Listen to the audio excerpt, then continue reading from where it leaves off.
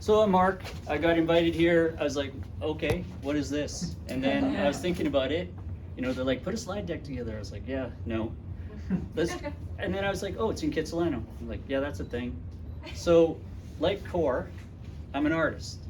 And I started my singing for my supper by just creating things in my head and putting a value to them and having people give me something for that value. And that thing would put furniture under my butt and clothes on my back.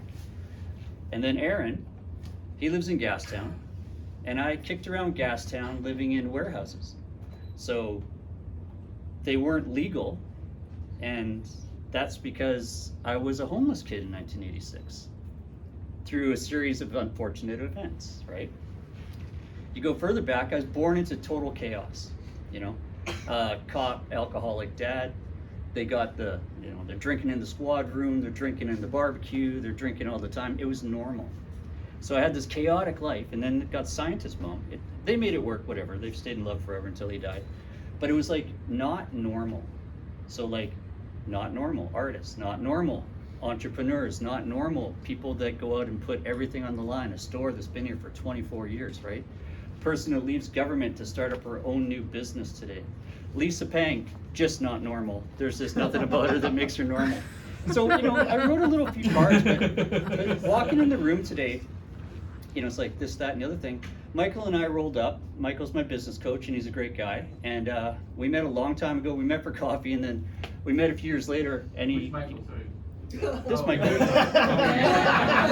Yeah, Michael, the real estate agent, is my business coach. Not normal. Most guys just have business coaches to sell the real estate.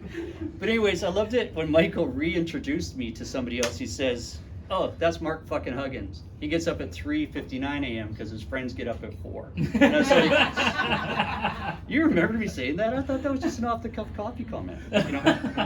Brilliant. Yeah. So being the artist guy, and then the real estate guy.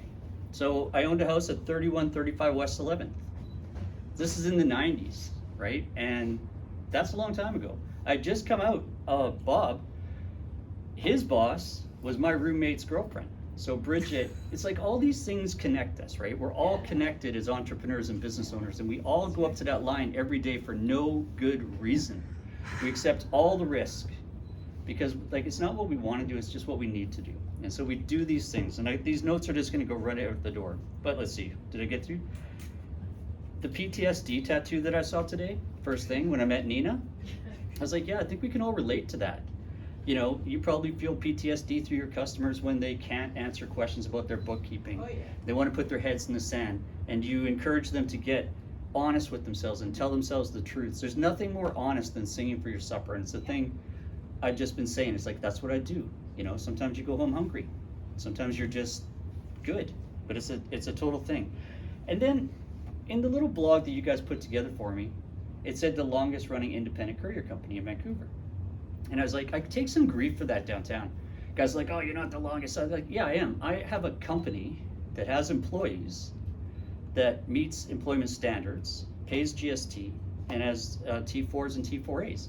So like I've had to go from random guy who sells art on Main Street on Friday nights and buys a house in Kitsilano through a private lender because nobody was going to lend money to an artist who, when they say, well, what's your forecast for the next year? I'm like, I don't know.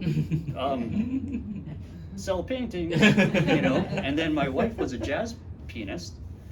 And it's like, yeah, so I don't know, maybe Friday night I'll be working. It's kind of like just a weird thing, right? So I did start my company, and people would yell at me, oh, you're working too hard. You know, then I got reputation. Hardest working man downtown. Oh, always takes the working man's entrance. I'd be at the gym. Oh, you're the hardest working guy here. It's because every second is valuable to me. Like I'm in the courier business. It's like I'm only as good as my last trip. Now, Michael doesn't go out, you the real estate agent, to Maple Ridge in Surrey. I do. I was there yesterday at 6:50 a.m. I'm meeting my crew. The reason is because I operate through 4 tenets of business, and one of them is decentralized command, and I've got a squad out there. They pull in $455,000 a year contract. It's valuable, and it's through Canadian Tire. And it's like, I had to put that Canadian Tire deal together. This guy, beard, nose ring, tattoos, doesn't like airplanes. I have to fly to Toronto and meet Canadian Tire executives. And I was like, out here in Lotus Land, in COVID, hey, I was going over to your house and whatever. Oh, I'd stand like this far away from you because we're in Vancouver. But out in Toronto, people were dying. It was way different. And I took my kind of entitled West Coast attitude with me. And I arrive out there, I was like, man, let's go grab some lunch at that Greek place over there. We go inside, and my friend Glenn was super nervous. I'm like, dude, what's wrong? Like, in the car, masks and all this stuff. And he's like, oh, it's my first restaurant in a year and a half. I'm like, oh, it's a thing.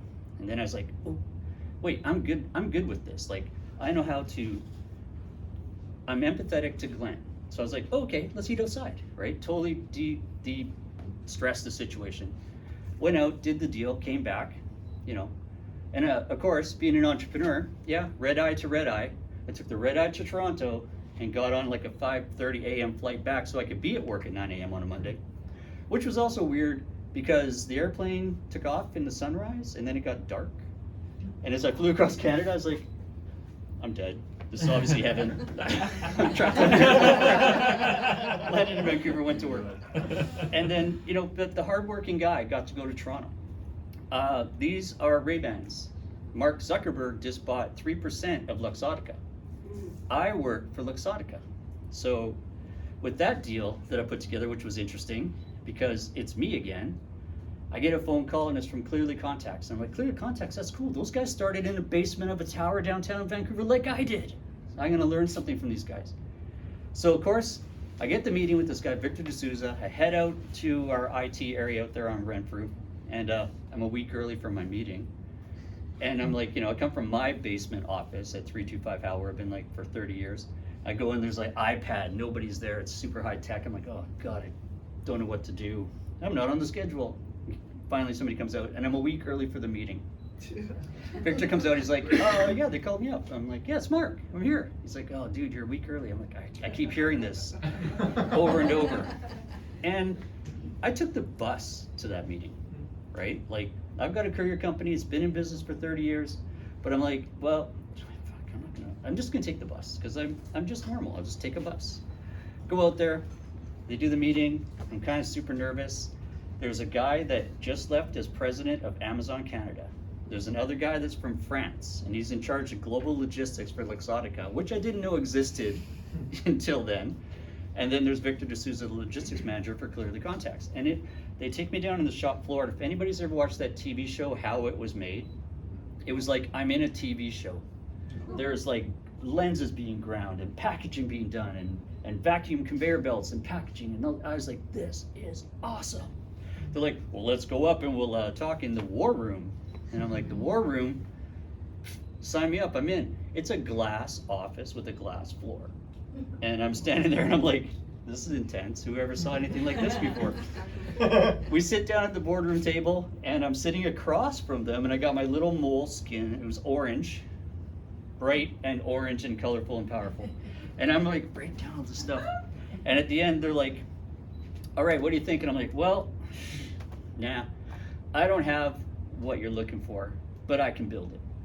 And they're like, oh. And then the guy from France reaches into his pocket and takes out a sucker. What? A sucker.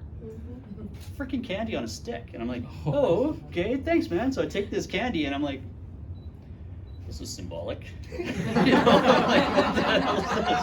my God. All right, goodbye. And then I get a phone call and they're like, you've been shortlisted. We want to come down and see your place. We're super excited. I was like, holy boy. I run a courier company in the basement of a building in downtown Vancouver, and it is beat. All the furniture I found in alleys, I scrounged it. It would be like, oh, you're moving out, you don't want that chair, whatever. Like, I don't need a beautiful retail place like this, but I have one now. I was like, dudes, they're all coming here. We need to go to IKEA and buy like something. And so we bought shelves and we bought a labeler and we made all these because we had no idea what was going on. And then we bought all these, those magic erasers. Magic erasing everything. I mean, the office is neat and tidy, and I'm really OCD, so I keep things very tight. But scuffs, cardboard is messy, envelopes, paper, all this stuff, printers. It ends up getting kind of like, it's a used workspace. Clean this place up. These three guys show up, and I was like, the sucker. I'm like freaking out about this stupid sucker. I was like, it must have been a gift. So I run over to Mink Chocolates, and I gift bags and chocolates, and I'm like, oh, I wonder what they like. Oh, probably, this guy probably would eat crickets, so I bought like, you know, the weirdest chocolate bars ever.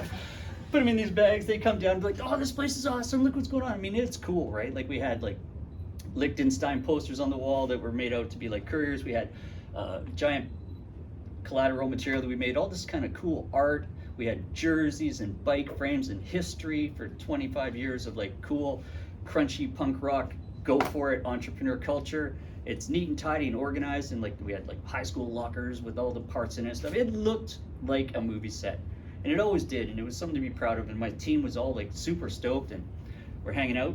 I mean, we even had like, I manufactured skateboards down there, made bikes down there. It was really cool. They come in, and back in the day, there was a lot of bike messengers until COVID. And we had this 2 kettlebells with a 30-foot long giant gold chain we'd have to lock the bikes to. Because as you know, Bob, that underground parking lot is just full of crackheads. And they would sneak in to be silent. They would be standing at our door, it's open, listening, and when we were busy, they would steal a bike. You know, we'd go down to the east side, and we'd find them, we'd get them back. But all the bikes are locked up on this giant chain with kettlebells. Like, it looked pretty dope. They're like, we really want to have you come down and start working this project with you. With it, all shaking hands. It's like, oh, sweet.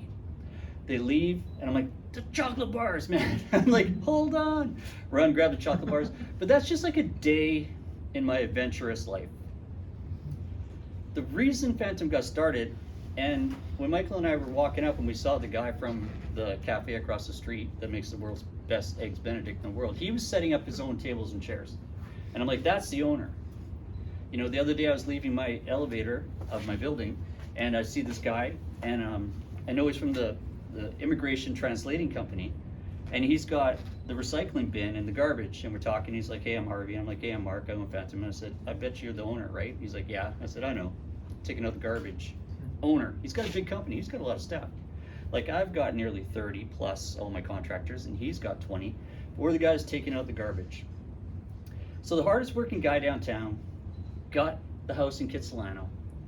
I have a daughter, and I already had a son. Well, my son, you know, he went over here to Lord Tennyson.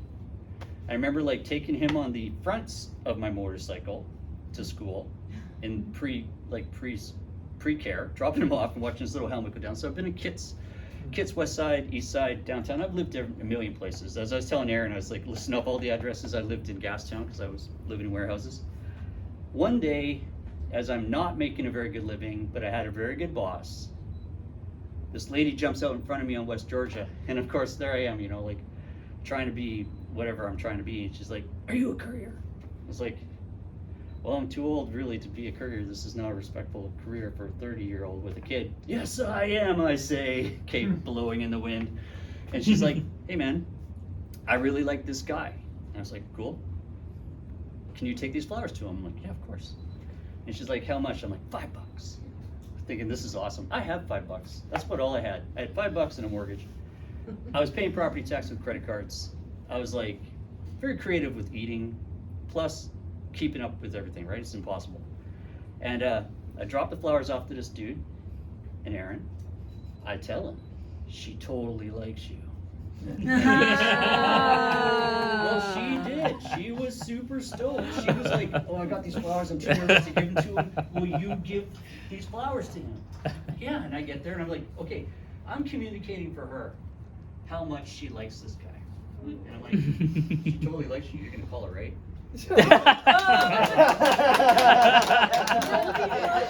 That's my job.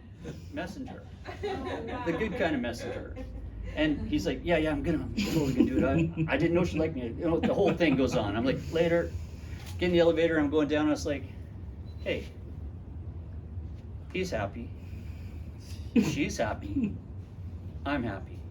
I'm like, that's cool, right? Mm-hmm. So meanwhile, I'm like, I got $10, I'm buying a pack of smokes, I'm gonna chill. But I didn't. I rolled home, and I thought about it in my sleep, and subconsciously, just like whatever, laid there, like I always do, thinking. Because I'm an observer and I just like, everything's amazing to me. The mundane blows my mind. I'm riding back, you'd probably remember because you've been here forever, Kinko's existed. Yeah. I'm riding by Kinko's and I pass it, and I'm like, I go lock my bike up front. I'm like, I go in, And there's like the guy ending his night shift at Kinko's, right? I'm like, hey man, I got this idea. Do you think you could help me make like a takeout folder that you get from like a pizza parlor restaurant? Just says like Mark Courier. We put some prices on there and my pager number. Oh yeah, totally. So we do this, and it's just like Mark Courier, prices, phone number.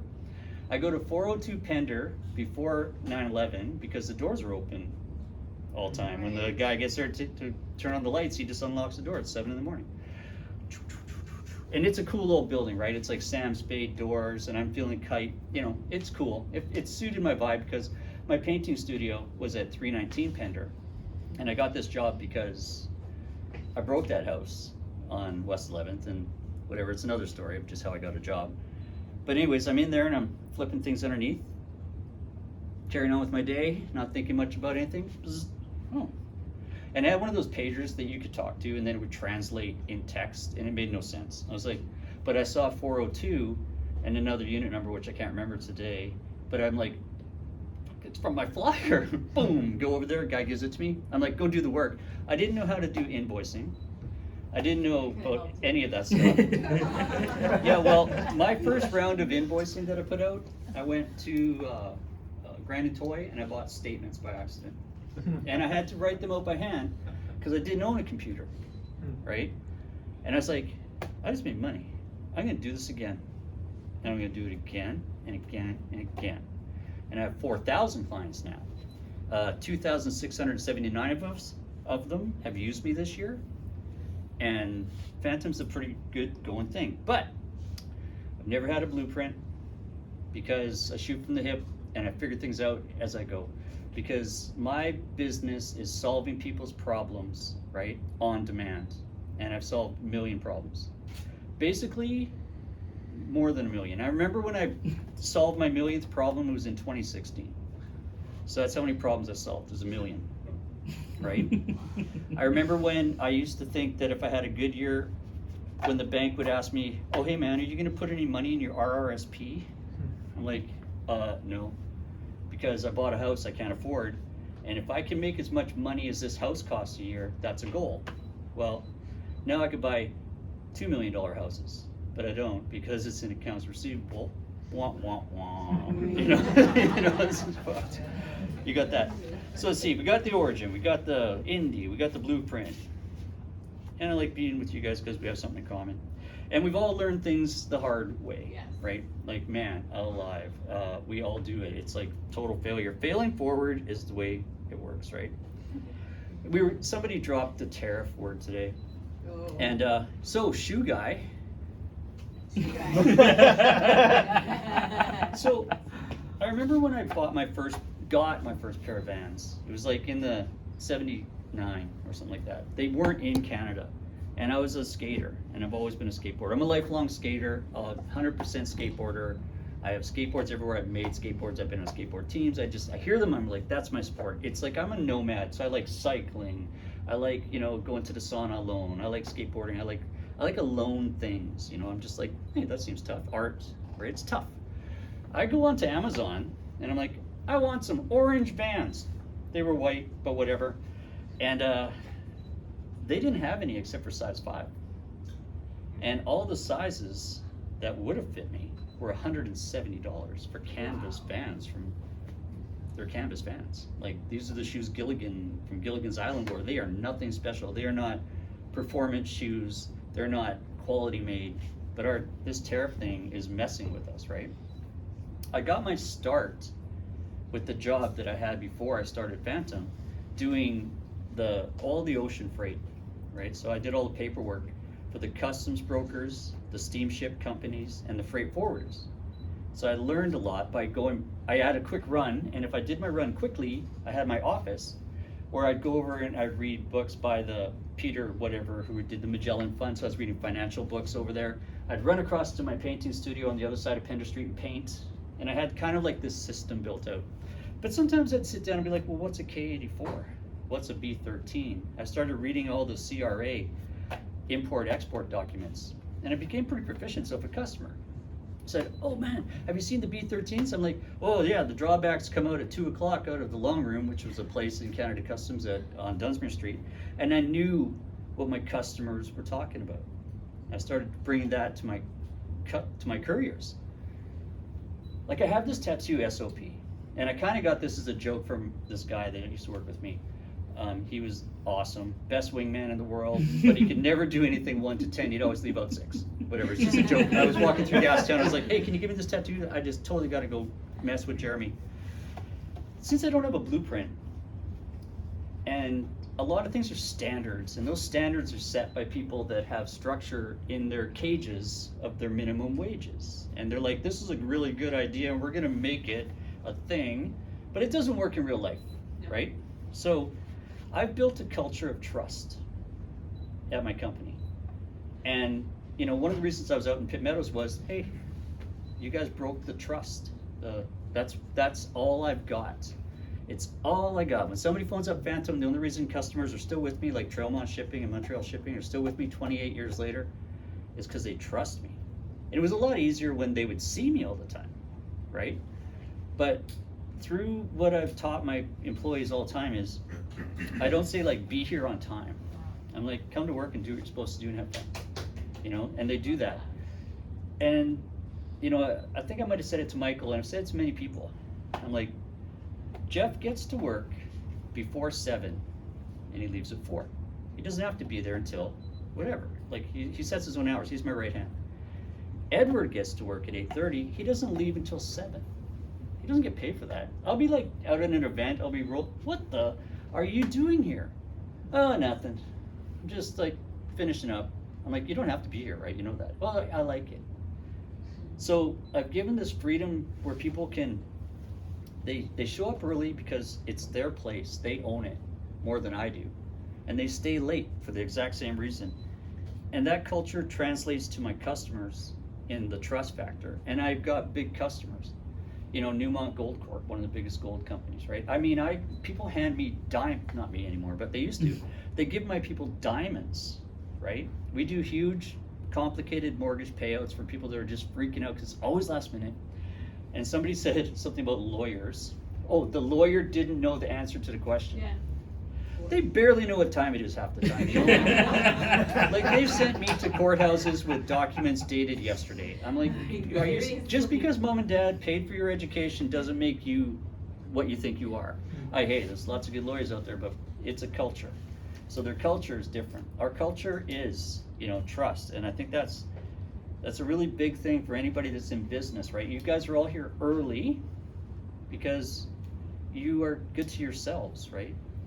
And that translates out for all the things in business. Okay, we're figuring stuff out. Oh yeah, you're not gonna get anywhere without any good mentors. So kicking around, I had a few jobs, and one of my favorite ones was restaurants, right? That is like, you know, sense of urgency, sense of accomplishment, teamwork, hard stuff. Earl's Restaurants, I ended up there running the Earl's on Top, and then I opened Zeffirelli's, which sadly just closed because of leasing, right? You know, Alberto and Mike were really good mentors to me. I mean, they cared about me. So Alberto Lemo, wherever he goes, I mean, I hope he opens up a restaurant again or does something, because the guy is who Vancouver needs. It was like an institution for more reasons than one, right? Like they built people. It was really good. But I got my start working in Gastown. Well, actually, I started in Expo 86 because I broke my shoulder bike riding on Point Grey Road. I was supposed to go to Africa and become a gambler. It didn't work. Ended up as a cook at Expo 86. Started working for a good guy, Sam Bonacici, in the Lamplighter Hotel. He had a 24-hour pasta bar called Orlando's. He was down east side, like gangster, hard worker. His dad was a dock working immigrant who got into the ice cream mafia that I didn't know existed. And Sam loved all that mafia stuff, but it was actually, you know, I met like coffee importers. I met all these good people. They came down, it was a wild time. And I worked the midnight shift. No stranger to that. I worked midnights when I was 16 years old while I went to high school, you know. So I was working in a factory at night and going to high school by the day. And then, you know, whatever. Sam mentored me in to just be a good guy, do the best job you can be, and be fair. Then I meet Ian, and Ian's a house builder, and I was like a young laborer guy, and he took me from running shiplap out of holes to a finished carpenter. And then one day he's like, I need you to, we're building a house at 27th and Dunkirk. The final house I built is 2nd and Blanca. It's a gorgeous dream home, and I walked off that job to start Phantom. Ian's like, go sand that banister. I'm like, yeah, sure. Psh, done. Because I'm the pro. Not happy with it. And he kind of took me from here and put me down there. And the other guys on the crew was like, did Ian just tell you like this? And I'm like, yeah. He's like, oh, you are so done. I was like, uh-oh, because I got too big for my britches, right? By the time I was finished with that banister, I didn't have to ask Ian's permission if it was done right. It was glass.